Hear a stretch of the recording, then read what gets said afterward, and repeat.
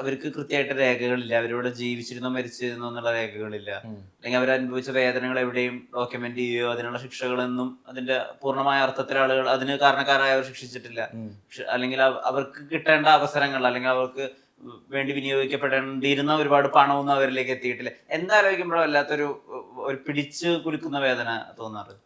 എനിക്ക് മൊത്തത്തില് ഇങ്ങനെ കാറ്റഗറൈസ് ചെയ്ത് അവർക്ക് ഇങ്ങനെ ഇങ്ങനെ ആയിട്ട് കിട്ടുന്നതില്ല, അല്ലെങ്കിൽ കിട്ടേണ്ട കാര്യങ്ങൾ കിട്ടിയിട്ടില്ല എന്ന് ആലോചിക്കുന്നതിനേക്കാളും എനിക്ക് ആ മനുഷ്യരെ ഓർക്കുമ്പോൾ തന്നെ വേദനയാണ്. കാരണം അതായത് ഒരു കളങ്കമില്ലാത്ത ചിരിയാണ് അവരുടെ മുഖത്ത്. നമ്മള് അവരുടെ മുഖത്ത് നോക്കുമ്പോ സമയത്ത് അവര് നമ്മുടെ മുഖത്ത് നമുക്ക് ശരിക്കും നോക്കാറില്ല. അവര് താഴെ നോക്കിയിട്ടാ സംസാരിക്കുക.